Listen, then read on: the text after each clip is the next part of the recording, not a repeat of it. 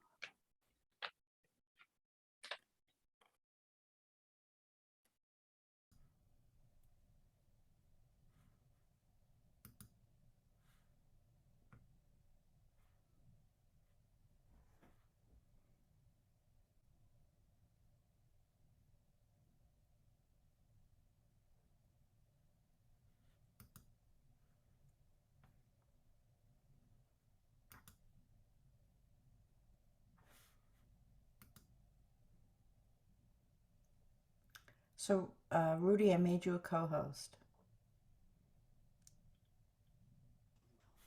Awesome. Thank you.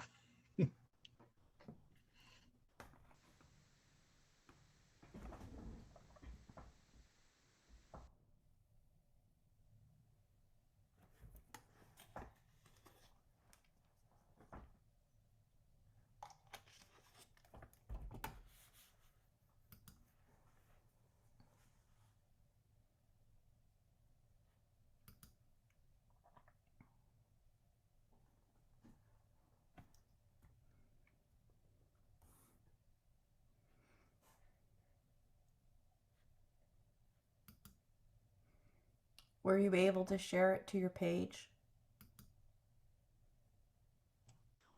I actually didn't even try. We're just going to do it after the fact. Okay. It'll be fun. Yeah.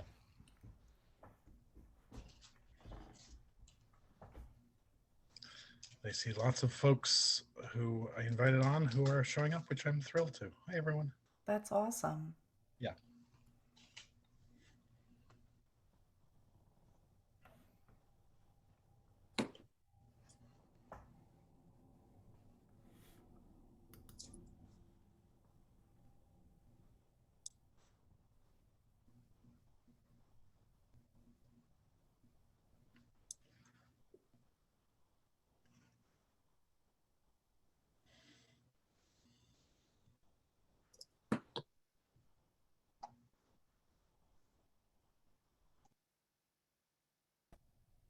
Recording in progress.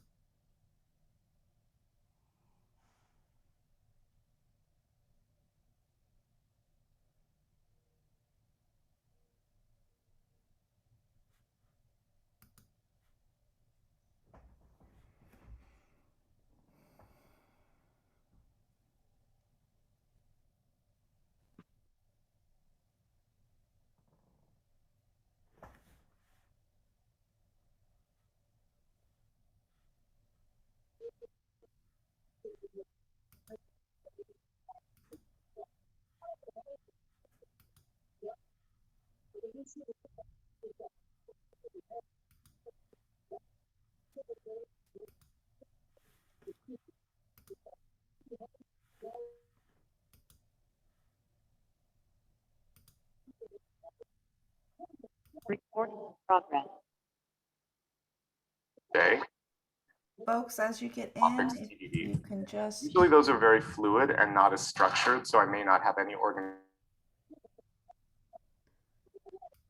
mute, admit.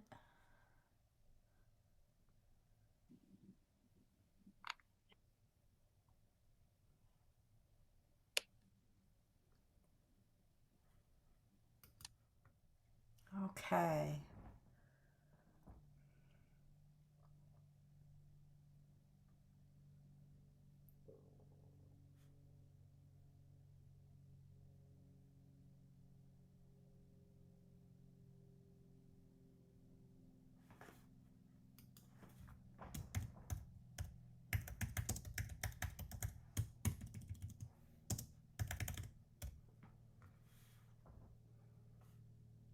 All right. So we're just hitting the 7 o'clock hour, and I like to start on time. So I'd like to start by welcoming everyone, and I'm sure we'll get a few other folks signing on.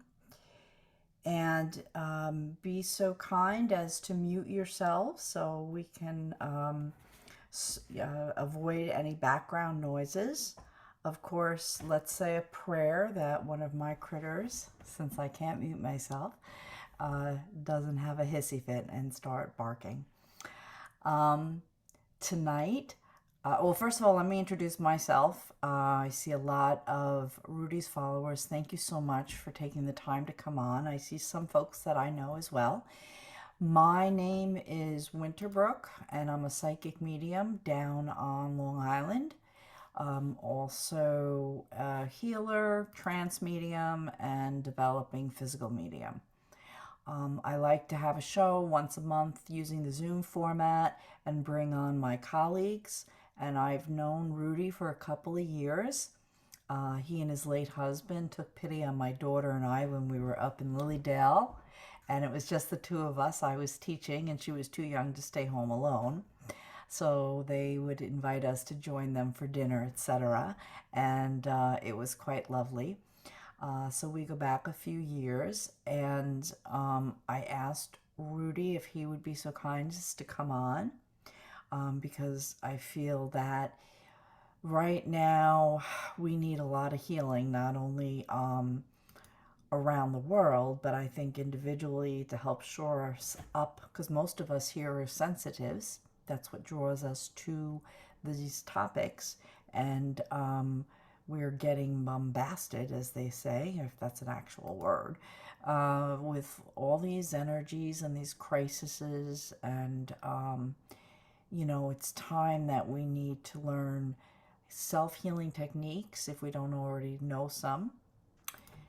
So Rudy was so kind and generous and said he would love to come on the show and not only talk about his own practice, but also share some techniques that you guys can walk away with and use in your own arsenal of healing techniques. So without further ado, welcome, Rudy. Hi, Winterbrook. Thanks for having me on. It's just great. Nice to reconnect in this way. Yes, it is. And this is the one thing I love about Zoom, because it doesn't matter that you're upstate and that I'm, 3 hours away down on Long Island. Right. So we can still connect this, and then everybody joining us can be in all different areas. Can you tell some of the folks here, let's do that. Can you tell some of the folks here some of your training and some of the techniques that you utilize in your own healing practice? Oh, sure. I'm very reluctant to my own work. I started life as a very hardcore skeptic, and I used to make fun of the kind of work that I'm currently doing because I thought it was bonkers. Turns out it is bonkers, but it's very effective bonkers. So I was raised by scientists, not grown in a lab, but almost. I spent a lot of time in labs as a kid. Rudy, can you just speak up a little bit? Oh, sure. All of my folks were scientists, so the scientific method was the thing that ruled the house, and it was the sensible, reliable way to tell what was good and useful from what was rubbish. So I actually started life as a professional dancer and professional magician. So I started them both when I was a kid, And I went on to wreck my back in a dance performance and ruin my dance career. And my magic career kept me going for many, many years. And if you're ever struggling with insomnia at 3 in the morning, if you look me up on YouTube and go several pages down, you'll see me doing card tricks in a suit, something no one ever sees these days. And I guarantee you they will make you sleepy and they will put you directly unconscious. So there's your first insomnia fix. Okay, guys, I'm just going to ask anybody who's not muted to make sure you're muted. I'm hearing giggles, which is great, but It is great. It must be me. Mute. There we go. So because I wrecked my back, I needed to fix it. I was a broke dancer living in Toronto, and a friend of mine, I'd gone to a doctor. I didn't really have good bodywork care because I didn't have any money and I didn't know that such a thing existed. So I spent a couple of weeks on muscle relaxants and I went, oh, well, that's interesting. Now what? I still have an aching back that is a mess. So a friend of mine said, well, I know this lady who rents empty office space and takes groups of people and makes them roll around in slow motion on the floor for 3 hours. And I'm thinking to myself, I am going to get kidnapped. But then he said the magic words, which were, and the classes are $10. I said, I'm in. That was about that's what I could deal with. So as it turns out, this crazy lady who had us rolling around in slow motion was a wonderful Feldenkrais practitioner. And she performed incredible magic, teaching us how to move our limbs slowly to reset our brains to help our pain. And to this day, Feldenkrais is not very well known, sadly, but it is a magical approach to body work that you can have done on you, which is delicious, but you can also roll around yourself and do it as self-care. And to this day, I still use it for some of my own self-care because it got me from crawling around on all fours, angrily crying in my apartment to up and functional. It was transformative for me. So I quickly discovered that I needed to know everything there was about bodywork immediately, and I had to go study and learn and eventually teach most forms of bodywork out there. I became what I fondly refer to as a complete bodywork whore. I would get on a table, I'd try any techniques. I'm still open to all of it. It's all great stuff. And then my sneaky husband, years down the road, introduced me to some underground people in Manhattan who could do what I could do as a bodywork hands-on expert. I became pretty expert. He had me watch people who could do what I could do, but they did it at a distance faster than I could do it. And that completely upset the apple cart for me. It blew my mind. It challenged everything I believed about what was sensible and scientific. And I very, very, very slowly and begrudgingly, inch by inch, transferred my hands-on practice over the course of many years to a more remote practice. I've worked remotely at home and exclusively for years. And that allows me to work on people and animals, one of my favorite things, around the world so that I don't have to physically be there. And I'm actually more effective at a distance than I am in person, and I'm pretty damn effective in person because I put in so much study time. So really we have my husband to blame for cracking open the vase and introducing me to the land of woo-woo. And he was very smart. He showed me the magical stuff, the magical people who were, and don't get me wrong, these people were nuts. They were the head of the tinfoil hat brigade. We're talking Manhattan in the 80s in the underground. So they were out of bounds. That's so funny you say that because I actually went on a radio show once. I had to go to this, they broadcast out of a trailer in a you rent it place. And I walk in the door and they're all wearing tinfoil hats. Right? It's like, okay. Yeah, people think we're making that up. That was like a legit thing. People were sitting in pyramids with tinfoil hats, like, oh my God. I So didn't, it didn't make the connection because back in the 80s, I was not in this world. mhm. I was going off to Boston College and then law school. There you So, go. yeah, That's I a went kind of from, spiritual revenge, isn't it? It's like yeah, let's derail the sensible ones. Yeah, yes. So I understand where you said that you went from one world to another world. right. I was, because what I tell people is I haven't gone too far.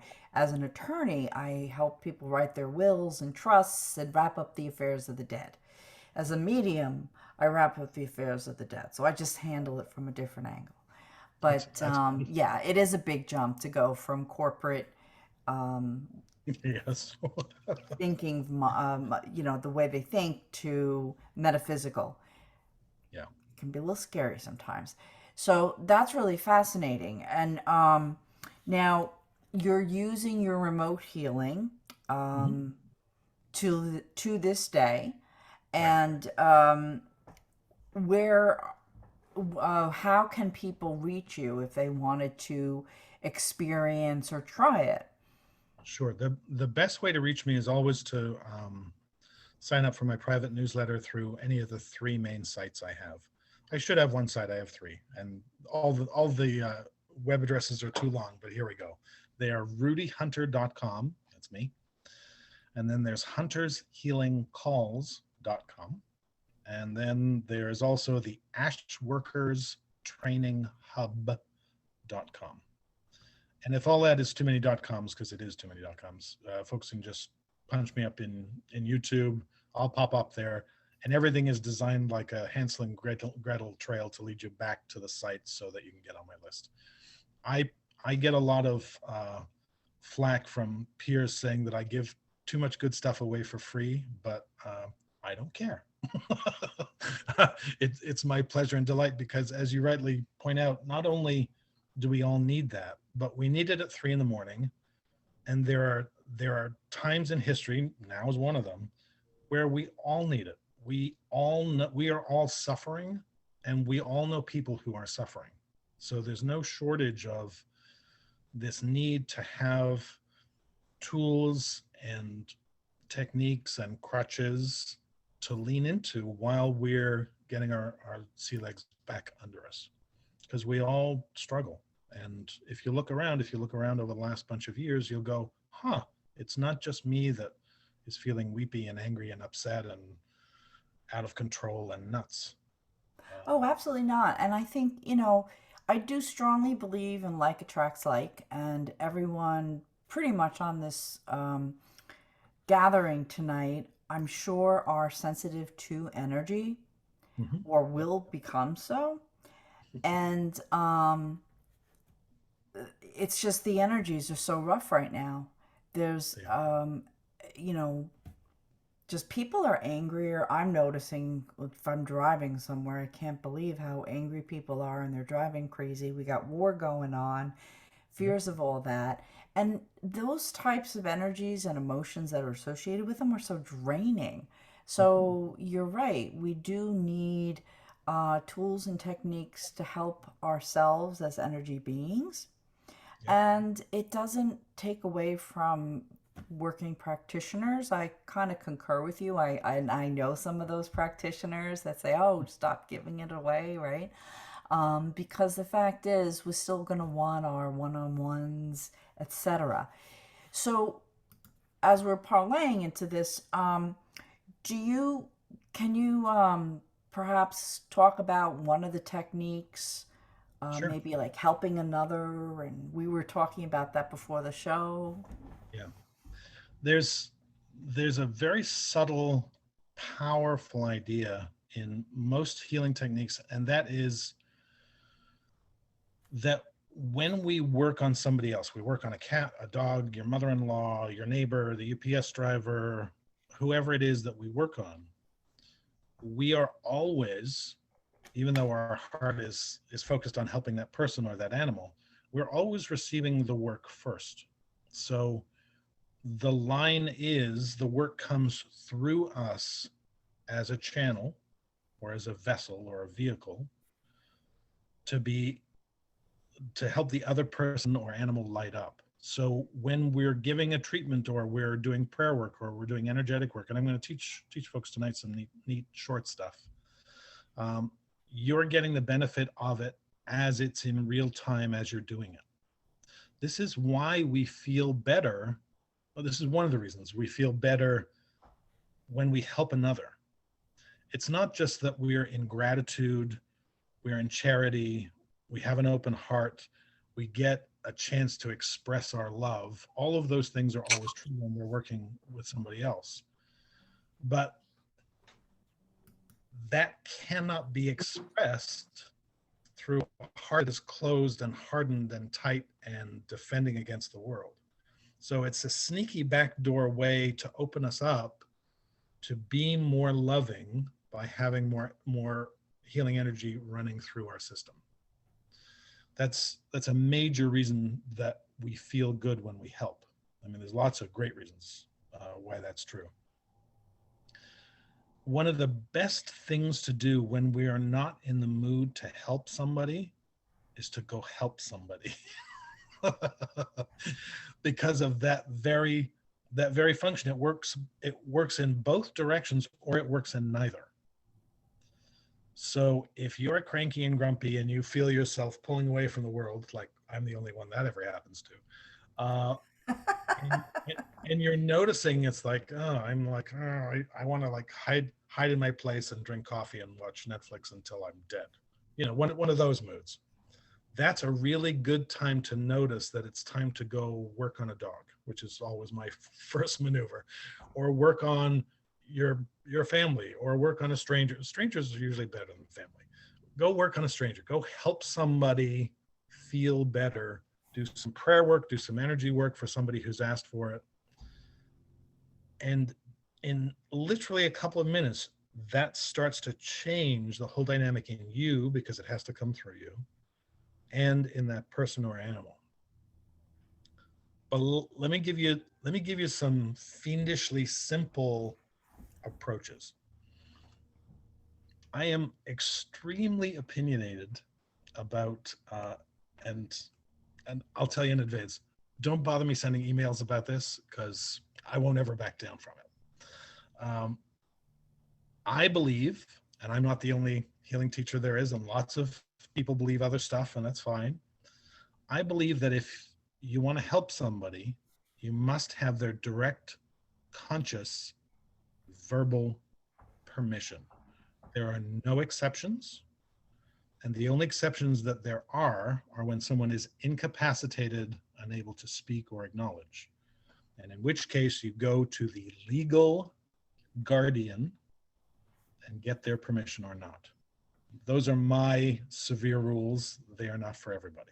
So you can take them or leave them.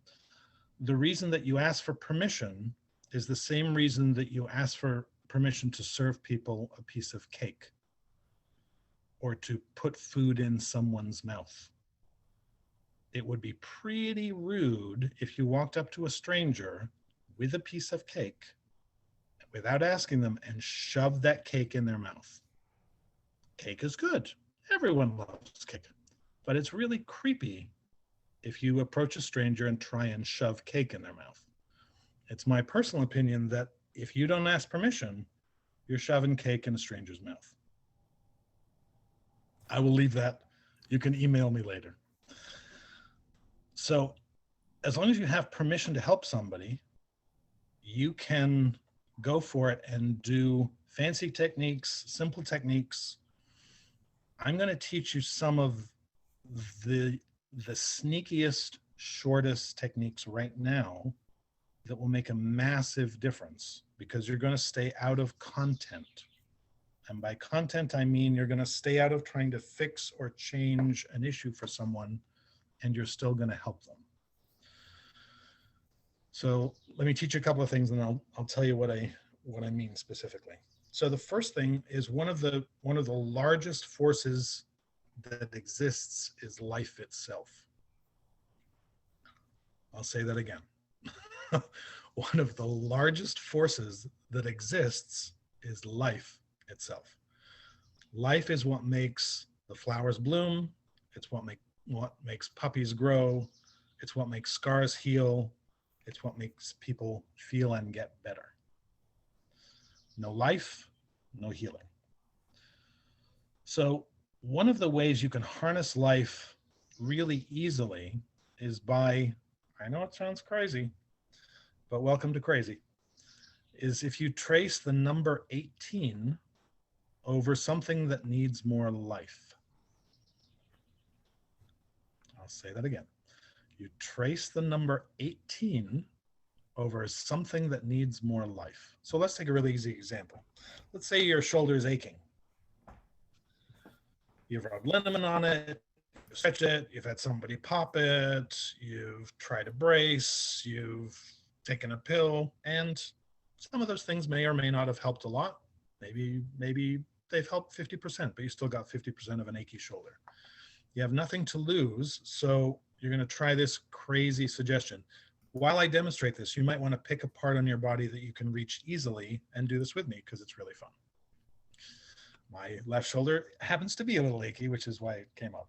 So I'm going to write the number 18 with a couple of fingers in the air fairly quickly over the achy part.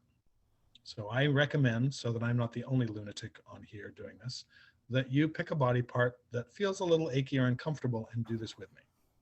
Do it for 30 seconds. And then at the end of 30 seconds, you're going to reassess, and one of three things will have happened. Nothing will have happened. It'll be totally better, or it'll be a little better than it was on the way to getting better. So nothing, a little, or a lot. And for me, it's about halfway there. So if it's already solved, you're done. If nothing's happened, I'd give it another whirl just to be sure. Or if it's somewhere in the middle, you just do it again. And while I'm doing this, I'm going to tell you why the number 18. The Hebrew letter Chai is for life. That is the number 18. Don't ask me why it works, but it's an invocation of life itself. And I'll give you another way to do this if you don't like that reference or you don't want to be seen doing this weirdness on the bus on the way home, because sometimes we look crazy. I don't mind, but Yeah, but sometimes in this day and age, that's not such a bad thing. People won't bother right? you. Yeah, exactly. It'll get you to the front of the checkout line much faster. Yeah. So check it again. I mean, for me, now I'm done. There's a little more warmth, which means there's a little more blood flow there. But I can do this all day. You have to try it on yourself to see if it's effective for you and how effective it is, because that took all of about, 2.5 minutes? And I didn't have to take any pills or do any stretches or do anything crazier than tracing this.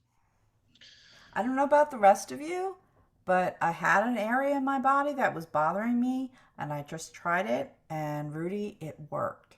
Thank you. Yay. Yeah, it's Super. pretty out of bounds. There's another way to do this that takes a little more concentration. I tend not to like things that take a lot of concentration. I like the easiest possible approach myself. But if you're in the mood for this, it's also very interesting. Pick a different part of yourself. Let's move away from stiffness or discomfort, because everyone thinks that if you're going to do self-healing, you have to be in pain. Self-healing is wonderful if you're in pain. It's more wonderful if you pick an under-functioning part or system in your body that you'd like to have work better and work to enhance that. So what you do for this is you pick a system that's like, it doesn't feel the greatest, and you want it to be stronger, better, more stable. And then you repeat silently to yourself the word life, because that's what we're invoking. We're invoking life itself. And mentally, I want you to do nothing else other than that, which means in your head, you don't go life, the great creator, or life like the Old Testament, or life from the Middle East. There's no qualifier about life. So it's only the word you're repeating. So it's a clean invocation. It's unmuddied by the mind. So you basically chant life for however many few minutes you've got into the system that you want better. I normally do this, waiting for the kettle to boil in between moments. And over the course of a day or a few days, you can build up systems in your body by invoking more life running through them. And this is a very simple way to do that. And as long as you stay out of dogma, it's clean. It doesn't get, as soon as you introduce any sort of content or dogma, you'll find you get very fast diminishing returns. It stops working well because you're trying to control the process. Rudy, just to take a segue here, take a break. We had a very good question in the chat. Is this effective? We were doing the number 18, Mhm. or I guess you could use either one, with anxiety and or fear. Absolutely. There are one of the, Now, where would we, because we were doing it in an achy spot, we were focusing on a physical. So yes, where would somebody who, because I know I've been having anxiety because I can't get everything done, and I'm right. picking it up for my daughter who's a brand new doctor in Boston. Um, so where would we apply the 18 or focus That's the that's chanting? one of my specialties is knowing where. So there are a couple of really good places that are fairly obvious and a few that are not so obvious. So the way to do this is to try them all, but you don't have to try them for weeks or for 10 minutes a piece. You'll know in the first few tracings whether you're feeling oomph, that's a technical term, or not. And you only want to spend time on the places that give you oomph. Heart's a usual obvious place. If you are a spectacular anxious person, as I used to be way back when, that is often too much. Depends on the level and kind of your anxiety, but it's worth trying because a lot of anxiety is based in the heart itself. So you try it. If it improves it, that's a great choice. A way to soften that is to work at the back of the heart, which is a different entry point into the heart. And the easiest way to do that is throw a hand just over the back. Remember, you're doing this in the air anyway. So you can do it from the back of the heart, and that's off the body. Everything we're doing is off the body. That particular place off the body at the back of the heart is known as the human assemblage point. That is a rich, gooey center of all kinds of good things that you can control, manipulate, and change energetically. So that's a great place for anxiety. Okay, so let me ask you this then. To segue off of that question, I can't move my hand back there. I'm not, all right. So can I visualize the Yes. 18 Yep. being on my back? So if somebody's not good with flexibility, they could visualize the number. Absolutely. The other thing they can do, and it looks the same as doing it over the front, you can do it over the front with the intention that it's entering into the back. I know it sounds like splitting hairs, but it's a different experience. So yeah, you can do all of those. And I want to talk about fear because fear is the base emotion from which every negative emotion comes from. There's no exceptions to that. If you track it down and track it down and track down and track it down, fear is always the base of the negative emotion. So there are 4 powerful places to go after your fear. And conveniently, they're stacked one on top of the other. Your adrenals and your kidneys. These places in your lower back, I always tell folks the easiest way to find your kidneys is imagine that you're driving on a hot summer day past a bus stop and somebody's been working all day long in that heat and they're exhausted. They are naturally standing with their hands high on their lower back over their kidneys. They don't realize it, but what they're trying to do is they're trying to recharge themselves. That's how you find your kidneys. It's the soft, gooey spot where your hands fit beautifully at the base of your rib cage. And you don't have to be perfectly on them because your adrenals sit on top of your kidneys. They are a pulsing area. And when we are scared, they are in hyper drive almost all the time. This is a great place to simultaneously, if you want, that's how I do it. You can do it one side at a time to draw 18s, or just put your hands on your kidneys and visualize 18s under each hand. That has a massive effect on your adrenaline immediately, and then it balances out the pathways that carry fear out of the body. These are ancient Asian mapped pathways, the meridian system. And if you don't know what to do and you're just overwhelmed, this is a great choice. You can actually put your hands at your lower back. If you sit back on a chair, I don't care if you watch TV. I mean, you can't get more unspiritual than that. But you can actually work on resetting your system. Visualize for a few minutes. There's 18s under each hand. Watch a TV show, but leave your hands there. You'll find that by the time your show is over, you will feel remarkably better. And often it happens much more quickly than that. And if you're not in the mood for positions, or you can't get your shoulders back there, or for whatever reason, you can do the same thing. You can go from the front and imagine that it's going through to your kidneys, or you can just imagine the 18s being embossed on the kidneys, or you can do the same thing, the invocation of life. Very good. Now, we had a question, and I know I'm skipping a few, so don't worry, I'll go No. back. But this is with the 18s. Linda was asking, how is this different from crazy eights or magic eights, which is apparently something that you've taught on your site? Yeah, I built an entire subsite. There's a Tibetan healing system that is based on figure eights. And I knew someone was going to ask this, and I meant to look up the proper name of the website because I can never remember. If you punch into Google Rudy Hunter Sacred Eights, it'll pop up. It's very similar, but it is different. This is not Tibetan specifically, but the function of the eight is the same. You can use just figure eights, and there's a whole website that's all free with neat tools of how to use that for yourself and for animals, and how to do basically a kind of psychic surgery using just eights. But that takes a little more explaining. The 18s are a specific invocation of life, which means if you are a gardener, I am not, and you have a droopy plant, you can either with hands or with intention. I mean, I'll do it with hands, why not?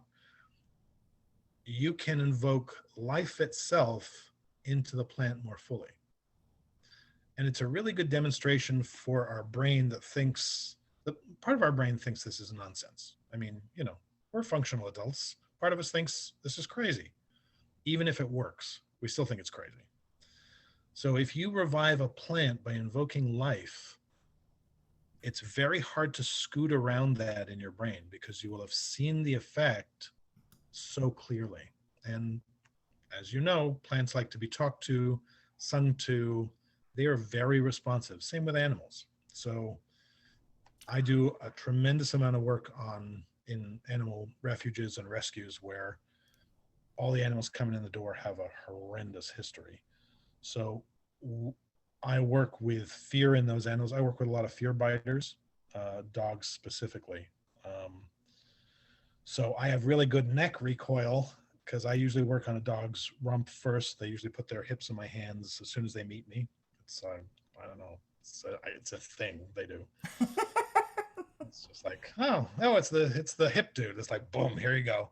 But a dog with that kind of traumatic history often will be a very reflexive fear biter, and they will go for your face. So I do this really fast. I've learned that over the years, but I will still stay engaged with the hips and the rump and work to get the fear out of their system as fast as possible, so that not only I can do more work with them, but all the handlers, all the vet techs, everybody at the refuge has a more pliable dog that isn't quite as tightly wired to take somebody's face off. That's so kind. It's very good. As you know, I like to volunteer for some of the rescues as well. I know, I love the work. Yeah, so I have four little foster kittens staying in my home. I'm socializing them. So if anyone's looking for a kitten, Good. we've got two tabbies, orange and white boy, and a calico girl. But you don't Um, just have the four in your house. How are you socializing with how many other animals you have? oh, then I have my four personal cats, one of which I'm surprised. They usually come and join the Zoom programs. And then I see Terry shaking her head. Yeah, no, they're chilling somewhere. Two dogs. So we have 10 animals in my house right now. I never thought I'd see the day. Ah, Um, those are my you know people. what? I did want to totally, before we get into the animals, somebody had asked this question. Um, can you use the figure 18, trace it over a legal document or some other situation that Yes. you wish to have resolved peacefully, quickly, and harmoniously? So, what a great question. The answer should be yes, right? It should clearly be yes. And here's the slippery slope about content. When I'm trying to make something happen, I'm trying to make something happen.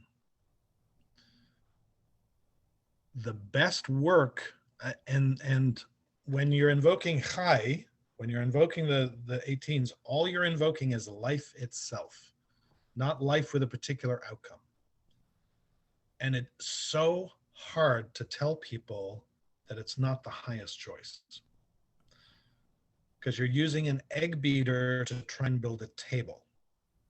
It's a mismatch. There is nothing wrong with doing that over a legal document if Uh-oh. Rudy froze.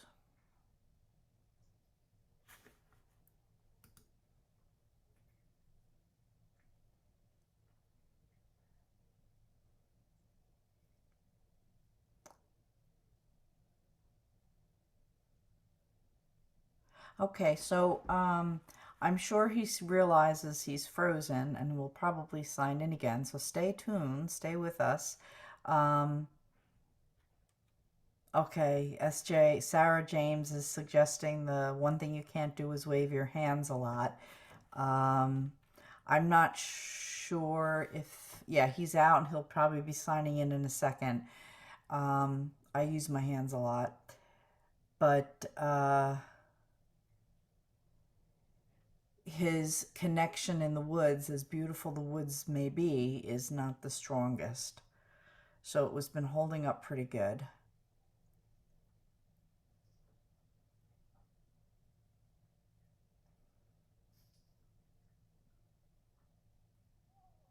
So while we're waiting for him to sign on, I'll take the opportunity to let everybody know um, July 15th, that's next Friday, a colleague of mine, Heidi Hayden, North Carolina, who's an animal communicator, and also spirit communicators, and I are going to be doing a online demonstration of spirit and animal communication.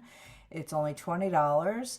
All the money's going to the charity, which is the North Fork Country Kids Rescue, and they are the organization that I'm presently fostering kittens for. They've got very large vet bills to pay. It's kitten season. I think they're handling 63 or 64 um, kittens right now in house looking for homes. Um, Now, how do we sign up? If you go to my either my Facebook page, Winter Brook Ryan, or you go to my website, winterbrookmedium.com. There's a services page, book and pay page, and scroll to the bottom, and you'll see a link for PayPal. And you can either use a credit card or PayPal. And it's $20. As I said, we're keeping it inexpensive. All the money's going to the charity, and it'll be next Friday evening at 7 p.m. The flyer is also on my website, my Facebook page. Waiting on, I'm sure Rudy is trying to get himself back on. So other events coming up for me, I will be teaching mediumship and trance up at Lilydale on August, here he comes, August 12th and 13th. And I would love to have you join me. If you can't travel to Lilydale, then, and you'd be interested, hey, I would encourage you to sign up online because they'll be doing it Zoom and in person. So I'm going to put Rudy back as a co-host and get him back up on the corner. Okay, Rudy, you're back on. I was just Hey, everybody. entertaining them, telling them about the fundraiser. Good. For the rescue? Yes, and then Good. my dates at Lilydale. Awesome. Yeah, please go see Winterbrook. Get on a list. Make sure that you just stay connected. She's pretty amazing. She's awesome. Yeah, so welcome back from country living, of course. It's you start talking woo-woo, the lights flash, and like, boom, you're out. Okay, back in. So we get better results for ourselves and other people if we stay out of as much content as possible. That's a great example. We also get the best results if we are as detached as humanly possible, which always sounds impossible if we're trying to work on ourselves. You know, you want your shoulder to fix up and be better. How are you supposed to be not attached? Because, you know, you got grocery bags to lift and you got to get stuff out of a cupboard. It's your shoulder, right? One of the workarounds for that is delicious fun is work with a buddy. The buddy works on your stuff, you work on the buddy stuff. So you're detached. Nobody wants to do this because they think they can do it all themselves. You can do it all yourself, but it's way easier if you ask for help. That's one of the other I should be the one to lecture about this. Some of us are more stubborn than others and resist getting help for decades. But when we ask, we open. And when we're open, more life flows through us, more blood flows through us, more healing flows through us. We have amazing stuff happen. We also get to help our friend who's maybe you just want to have your friend watch this, or you can teach them the 18 thing and say, you know, just do this crazy thing. It can be that simple. You can do it with a neighbor. You can do it with somebody who's interested. And thanks to the modern world, we can do it with people across the world, you know, and across time zones. It's awesome. We can do it on our phones with people. We can web chat and go, okay, I need you to work on my shoulder. They do their thing. And then you say, well, what do you got? And they say, oh, I want you to work on my, my ankle. It's bugging me. They work, you do that. And in a few minutes, you've both opened, you've both helped each other, you both received by giving. That's when two or more are gathered. That's magnificent structuring of very focused healing energy. So it's worth doing. And nowadays we can do it really simply. Yes, and I read in a book, one of the books I've read, of many, the author was making a point that sometimes it is more divine to be the beggar. You know, who's more divine, the man that begs for the money or the person that gives it, or who's more charitable? And the author said it's the one that begs, because they give the opportunity to the one that's going to give the coin to Sometimes. elevate their soul through an act of kindness.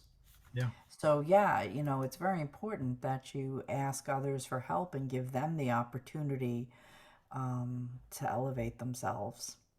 And it's also brutal when we're at home alone trying to work on our stuff and we're trying to mentally be client and practitioner. and we just knot ourselves up because it takes immense skill and the ability to really disconnect in order to be effective in both those roles for yourself. So one of my mentors, he was the fellow who developed Touch for Health, sort of the granddaddy of all muscle testing systems, Dr. John Thie.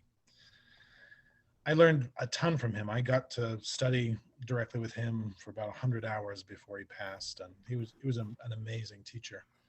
I learned that one of the things he loved the best, and I was really puzzled by it until he explained it, he loved to get body work from beginner students more than any of the other fancy students he taught in the higher levels of his work. And he had some pretty impressive work and pretty impressive students, but he always would go to a newbie to get work done. And I was like, but don't they miss points? Don't they do this wrong? Aren't they like approximate? He said, yeah, all of those things. But he said, you can't buy that level of enthusiasm and engagement. He said, that's real healing desire. And it's like, oh, I get it.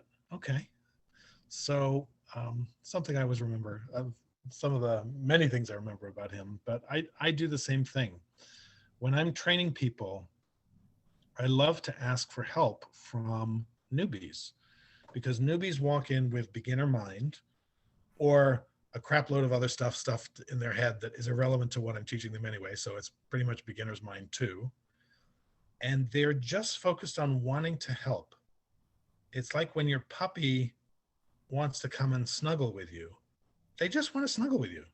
Same thing with a person with new skills. They just want to try it out and see what happens. And there's a great, there's a beautiful kind of innocence in that, and a purity, and the purity is palpable. It's kind of amazing. Absolutely. I definitely agree with you, at least with the perception of when I have beginner students in mediumship. I always tell them when they make their first link with the on the other side and they get a couple pieces, I do the football dance. I literally do. I dance around in the class. Well, no, maybe not now that we're on Zoom, but when I Nice. teach in person. So, and the enthusiasm of a beginner is infectious. Right. You know, We and have it to just remind kind of ourselves, flows back. the more we learn, the more we have to forget before we go work. I just want to show up and be with you. That's 85% of what's going to make something happen. So if we're working on, my practice is, I'm nobody's first call. I'm usually third from the last on the call list. So I don't generally have, well, everything that I work with, I work with a bunch of subgroups that are really important to me. I work with sexual abuse survivors. I work with veterans. I work with a lot of trauma and PTSD. I work with animals. And everything else that folks show up with is always chronic, because they've tried everything, or they think they've tried everything, and they've made some progress, and then the progress is stalled out, and then they eventually make their way to me. And the longer I'm in practice, and I've been in practice now for years. I've been in practice for You're very gonna long. date yourself. Well, I was doing the math actually this weekend. I was like, oh God, I've nearly been in practice 40 years, which is horrifying. Anyway, it's been a long time. So the longer I'm in practice, the more I realize one of my big jobs is to be with that person and to be as open and empty as possible and still lead them out of where they're stuck. But it's the showing up that's the big maneuver. And I do my best to show up as beginner mind as possible. There's a lot of stuff crammed in my head over the years, but I do my best. Oh, I'm sure you do. He's such a kind soul. Thanks. But let me go over these and see if there's any other questions that we may have missed from I'm those sure we that have joined us. Okay, so iPhone Voss was wondering how many, using the 18 Mhm. healing approach, how many times do we have to draw the 18s over something? A plant, a person? I just do it a bunch. And by a bunch, I mean I do it until I get bored or my wrists get achy. So it's somewhere under a minute or two. You don't have to be relentless with it because that won't, ironically, that won't give you more life. You're invoking life and life comes. So you're not, you're not putting life itself on a resuscitation machine. You're just inviting it in. That's the function of how that works. So I do it a bit at the beginning. If I've drifted really far, I'll do it again a few more times. But the powers that be know what's going on. The larger part of who we are is watching what we're doing and going, oh, we're invoking life. I get it. Let's do that. So we don't actually have to over explain to the powers that be that this is what we're doing. That's pretty clear. There's another way to do this for those of you who are super visual. You might want to find a system in the body, and if systems in the body are your cup of tea, you might not like this. There are a couple of systems in the body that I use a lot because I track their flow in the animals I work on and the people I work on. I will routinely track blood and lymphatic fluid and sometimes the meridian system. So if those speak to you, you can invoke life itself. I mean, I usually go for the blood directly. No blood, no life. More life in the blood, more life in the life. I mean, it's really simple. It's like that's bargain basement, you know, not healthy blood, your life's in jeopardy. Healthy blood, your life is strong. It's that simple. So if I can find a place in the body that's either issue specific, well, here, let me give you an example. So let's say there's a wound or an injury. So somebody's had a car accident or they busted a part of their body or something's on the mend. Let's take a knee as an example. We want more life. We want more blood flowing through the knee all around it in 360 degrees, up, down, sideways, every direction. So that's going to be the focus, and that's very easy. But let's take something that isn't quite as obvious. I mean, because the knee was the site of the problem. Let's say we have a systemic problem where someone, I will frequently do this with people who are very low energy or who are fighting, I mean, I hate to be topical, but who are fighting infections, do your own math. Or folks who have long-term low-grade infection fighting that they can't muster enough life to conquer, so it's still debilitating them. There's a whole class of disorders there that if you can build the blood, they will make it over that hump and their immunity will be strong enough to start battling properly the way we are designed. The problem is you got a lot of blood in your system. Where do you focus? I'll give you a tip that I use because nobody else I know does this. The jugular veins on either side, please do not poke at them, are here and here. They are extremely well situated because all the blood in the body flows through them quickly. They're the connection between the head and the heart mechanically, and the head and the torso mechanically as well. And when you influence that area, you normally get a very pronounced uptick in immediate energy, so the person knows something has happened. Now, I will do this with animals that are sluggish and trying to recover, because you can see very clearly with them, they're fighting to get to a kind of overcoming line. And if you do it on the jugulars in animals, you can often see it immediately. They will start to rally dramatically. So it's a little like an extra cup of coffee, but it pushes the blood safely through the carotids, and importantly, hands off. Never touch a carotid artery, ever. Please don't do that. So you can do that in the air. You can do it on both sides or one. With a dog who I'm already working on the hips, I will frequently just reach up and do it on the sides of the neck in the air. If you're visiting somebody in the hospital, it's a great gift to give them no matter what's going on. And it will only help because it's pushing more life through two vital centers that control much of blood distribution. And on the lymphatic side of things, I usually do the underarms or the groin. And again, no touching, in the air, and we get the lymph moving. And for both pain, interestingly enough, and for congestion or swelling, the lymphatic system is particularly good. So a couple of, the tips there. Well, thank you, Rudy. We had a question, a couple of questions actually, so let me rattle them off. Chari asks, can she use the 18 on her husband to help his dementia? As long as she has his permission to help him, absolutely. And here's how you ask that question. Do you want a hand with that, honey? Once they give you one yes, you're good to go.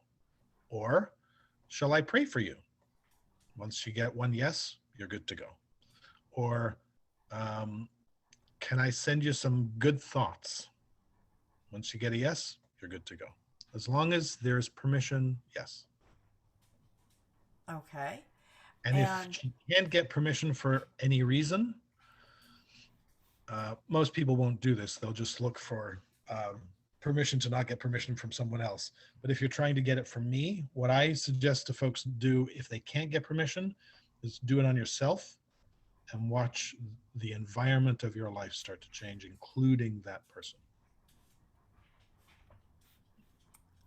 Okay. The second question we have from our audience here is,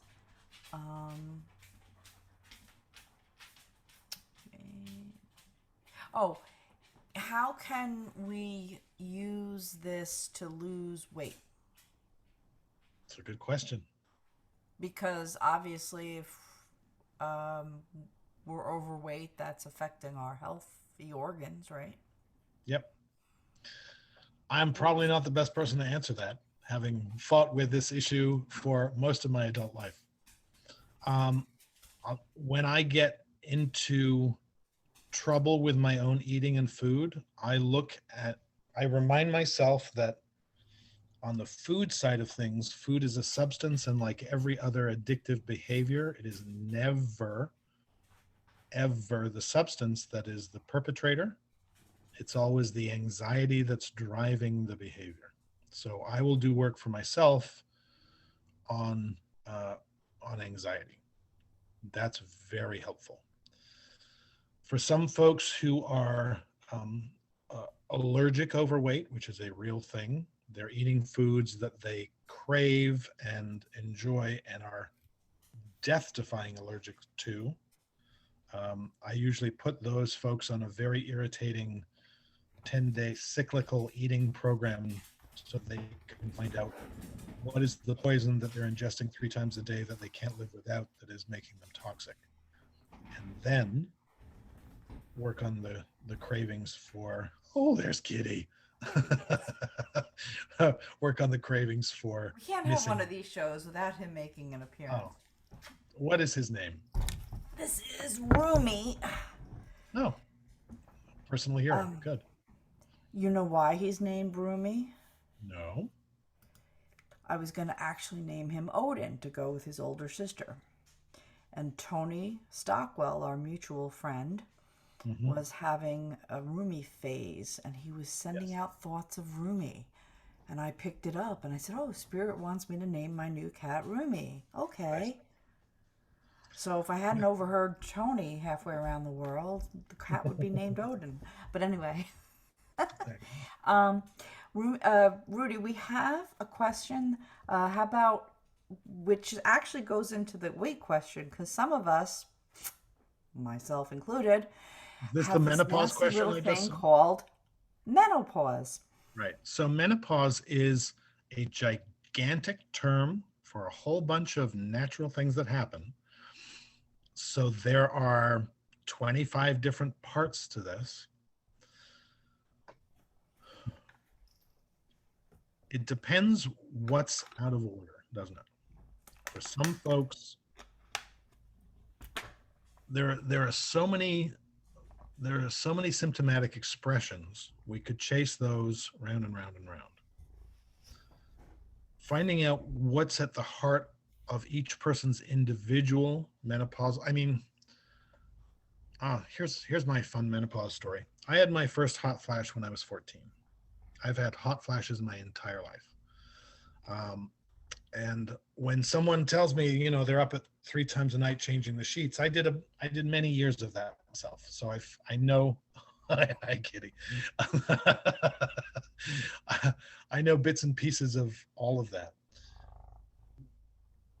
One of the most useful things to move out of the symptomology is a very smartly tailored detox that is slow and methodical, not a 3-day reset your life kind of detox. I'm talking about a deep bowel month-long cleanse to get the terrain sorted out first, to actually find out where the imbalances are, and then you can go after the imbalances themselves.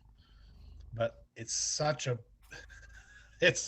broad topic that it's also unique to everyone.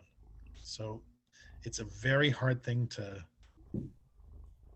answer broadly. Okay, because it is a huge factor in weight gain for women that Yes. are going through it, Yep. and with the hormonal changes. So, Yep. but okay, so that one we have to you do more of a um,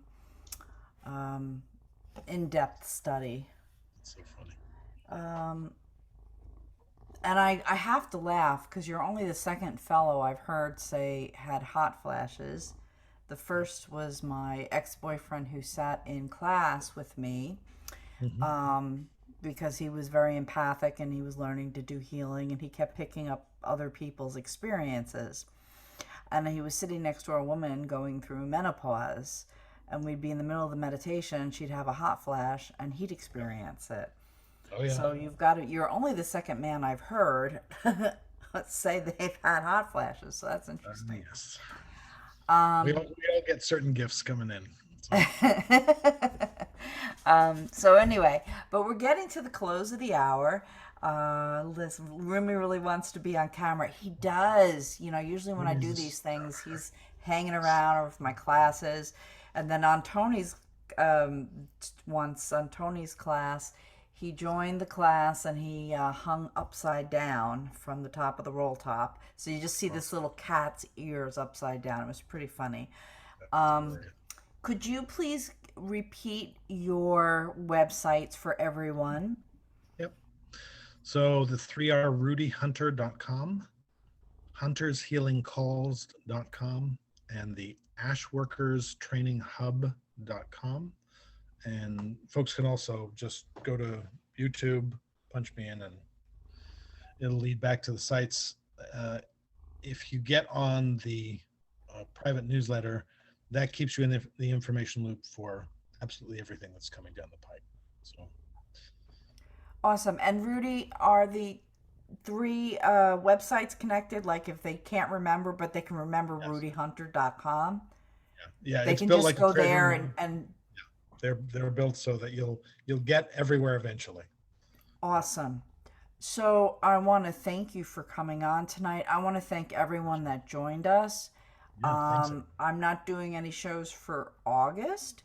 This, if you've missed it or you want to rewatch it or you want to share it, it will be posted on Rudy's YouTube channel after a couple days. And it's also going to be on my YouTube channel, Winter Brook Psychic Medium, if you want to rewatch it. I invite those of you that are not familiar with me to check out my website, Winter Brook Medium. I have a lot of content. I have photographs up there. I have snippets of me working, doing mediumship, or me sitting for transfiguration, which is kind of fun. It's a form of physical mediumship. That's very cool. And I invite you all to join me on September 20th, 2 o'clock. My co-host Mari, the medium, is with me, and we'll be interviewing Sandra Ingham from the UK, who is a world-renowned psychic artist, and Sandy and I have worked a few times together. And I'm so glad everyone came tonight. I wish you a beautiful and rest of your summer. And Rudy, I will be speaking with you again. And Delight. thank you so Thanks. much. This was so informative. Really, really informative. So God bless everyone, Thanks. and have a great night. Thanks, everyone.